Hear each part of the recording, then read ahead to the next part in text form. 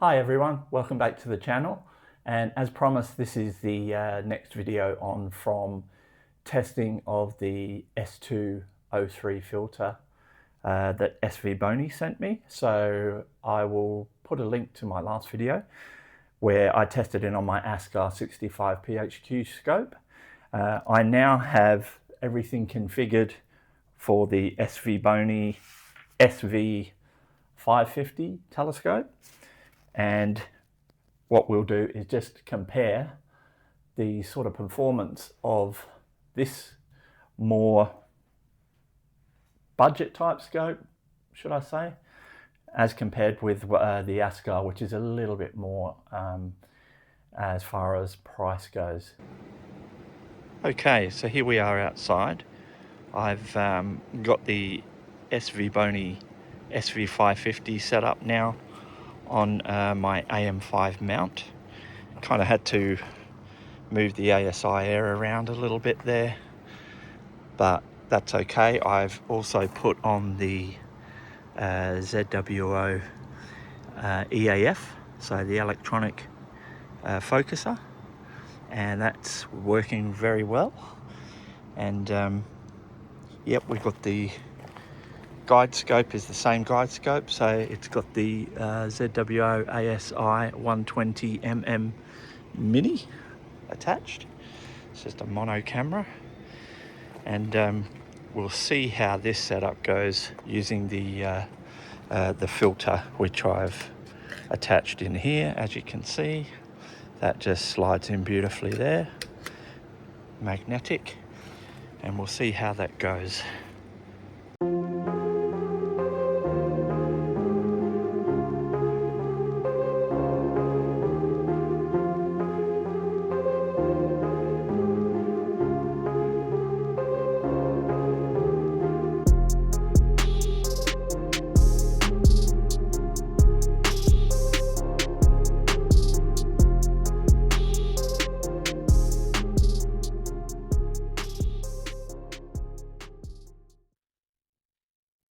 Okay, so let's just run through what we've got here. I managed to get a night out, a couple of nights out under the stars. Got 3 targets, so I'll just go through these now. These are the master files straight out of PixInsight. So if I open this one here, this is the Statue of Liberty NGC 3576. I don't know if you can see it in there, but that's pretty much it. And another little nebula off to the side. But I think you can see that there's something going on here. I feel like there's some light leakage.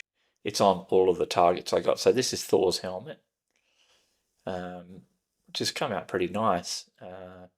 This is using the S203 filters, but again you can see this light leakage. The third image is this is again Rosette Nebula. So these are straight out of the camera after being stacked, straight out of WBPP, should I say.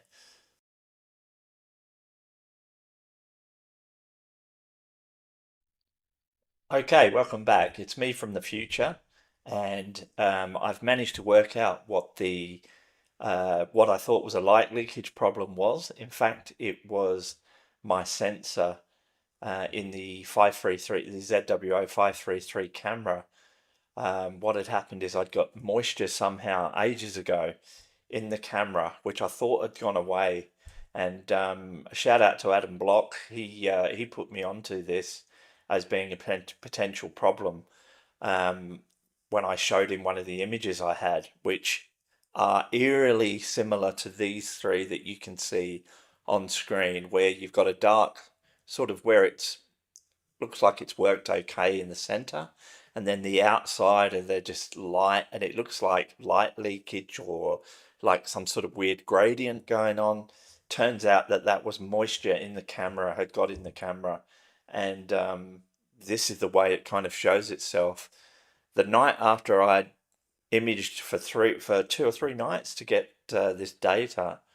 I probably should have checked it in between time, but the night after that I went to image again, and the sensor was just completely static. I couldn't get any light. I actually thought the camera was dead, but luckily it wasn't.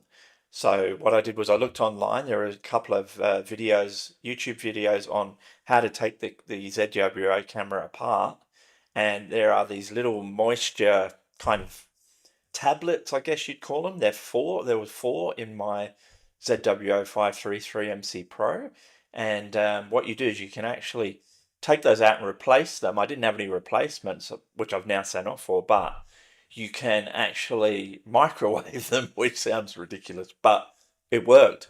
I put them in the microwave for 2 minutes on half power, and put them back in the camera, thinking all along the camera was dead and that this was just a pointless exercise. And what do you know? It completely fixed the issue. So I just wanted to add this bit in this video, just in case somebody ever comes across this problem where they can't work out what these kind of weird looking light leakage gradient things are, when seemingly the rest of the image actually doesn't. These are just masters straight out of WBPP, so I haven't done any processing on these, but you can see that there's something wrong.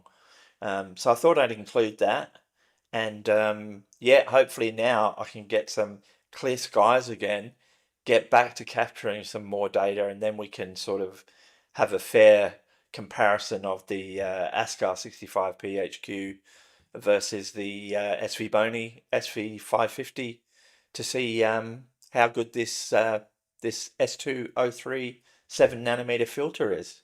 So thanks for that.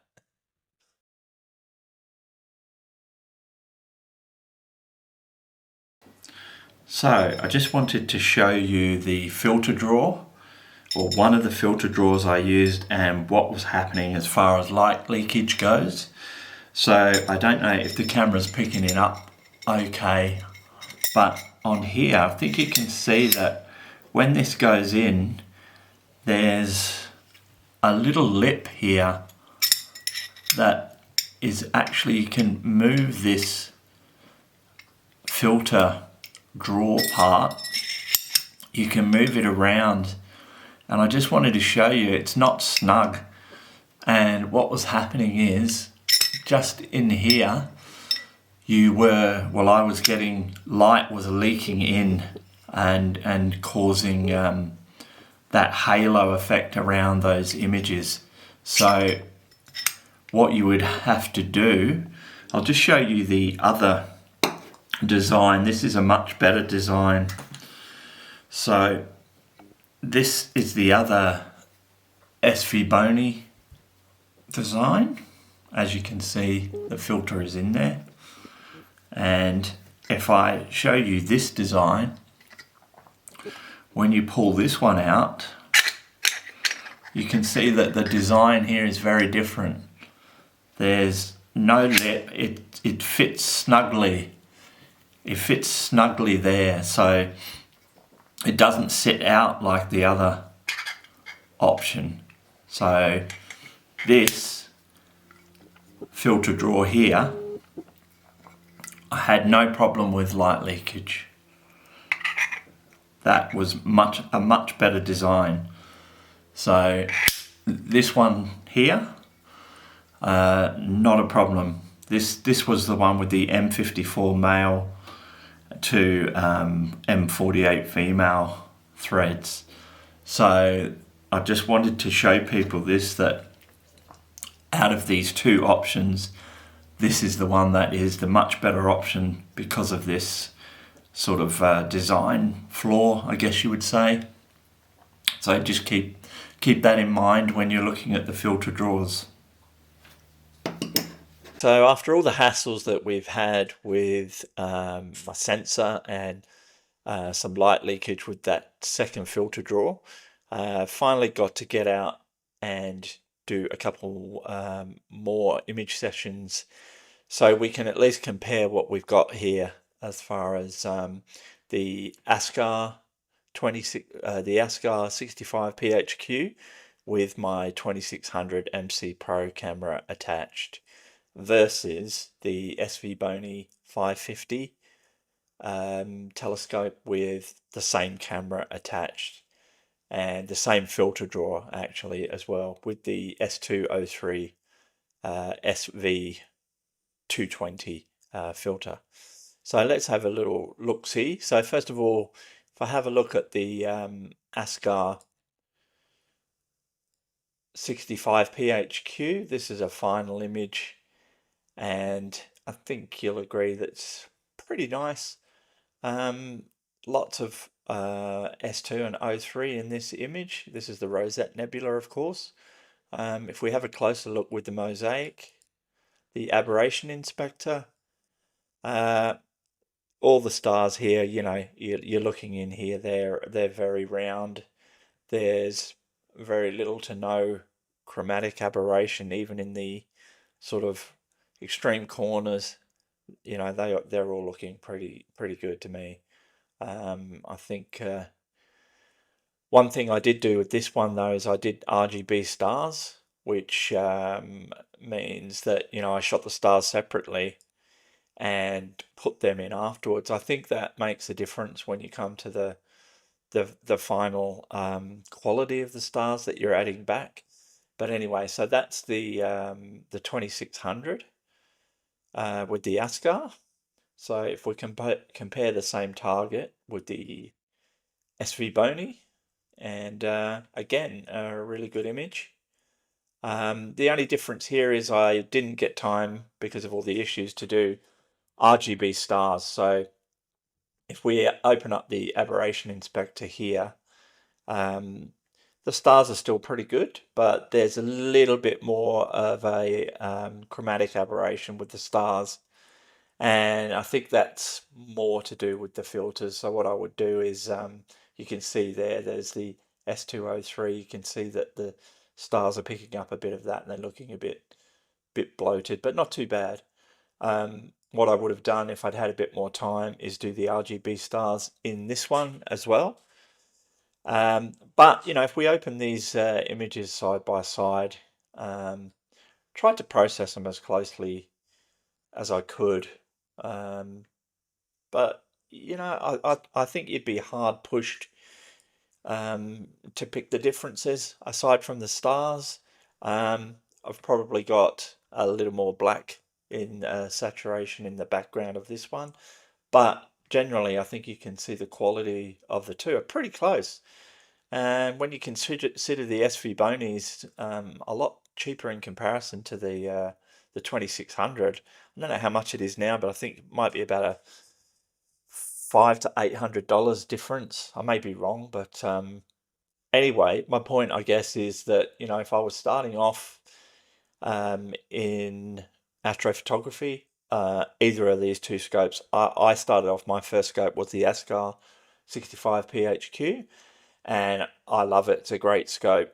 But equally, I think if you were looking at, you know, saving a bit more money for other things, then this is a viable option in the SVbony SV550.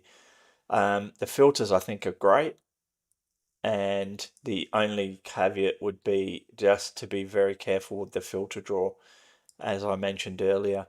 Second image here, this is the Carina Nebula, as you all aware. Again, beautiful detail in these images. Good stars, great amount of S2 and O3. This is the Askar 65 with the 2600 attached, and the S203 7nm filter, S203 filter. And again, lovely image. I didn't spend a lot of time. I think this is only about an hour's data on this. Again, I ran out of time to do RGB stars, so you can see that there is a bit of aberration there as far as the stars go in the very corners. But in hindsight, well, not in hindsight, but if I had a bit more time, I would do RGB stars for these as well, because I feel like they're a better option than the S203 stars. But again, nice round stars, and a pretty decent image. I think you'll agree. Hopefully you will agree. So the SVbony, same image. I did reduce the stars a little bit in this image, so I guess it's not 100% like for like comparison to that one. So I was a bit silly, I guess, in that respect. I shouldn't have reduced the stars down as much, but I think you'll agree again that beautiful detail in these images just for an hour's scope time, really. And if I open the aberration inspector on this one, beautiful round stars. Again, you can see the color sort of these stars is picking up a bit of that S203. So again, I would, if I had more time, I would do the RGB stars for these. But side by side, I think you can get a good gauge between these two scopes to see whether especially if you were starting off in astrophotography, what scope would I go for out of these two? Well, if you were looking to save a bit of cash, I think the SVbony SV550 is a viable option. These are two decent images with similar scopes. The Askar is a little smaller in diameter, and the focal distance, I think we've got 414 with the Askar 65, 414 millimeters and 65 millimeter aperture, as opposed to 80 millimeters and 480, so a little bit more, hence you're a little bit more zoomed in this view than you are with the Askar. But again, I think they're pretty good comparison. And the same filter draw, same filters, the 7nm S203 I would highly recommend. I'd love to get hold of the HA03 and completely test this 7nm filter. I know that I've seen some videos where the 3nm they've compared and does look a bit better, but obviously there's a price difference there as well. But so far in my testing, I definitely go for the 7nm. This is the first time I've tested filters, so to me it's made a big difference. And in fact, when you have a look at images that don't have any filters on there, it's quite a bit of difference. So yeah, I would recommend the filters. I would recommend the scope. The only thing I wouldn't recommend is that that filter draw that I mentioned earlier, the filter draw that just lets the light leak in. That cost me probably 3 nights data, because I didn't realize it was happening until I processed the images. So that was a bit disappointing. But again, the second filter that does have a good design and sits in properly, I'd have no qualms about recommending that filter draw. So just keep an eye on that. And yeah, just please, if you could like and subscribe to the channel, would help me out. And let me know in the comments if there's anything you want any more information on, or anything that I left out. I've kind of done this in a bit of a hurry now because I lost some time doing the reshooting of these images after having those light leaks and sensor problems. So I thought I'd leave those in just to help people out in case you come across a similar sort of issue and don't know what it is. So okay, until next time, thanks for watching. Please like and subscribe, and clear skies.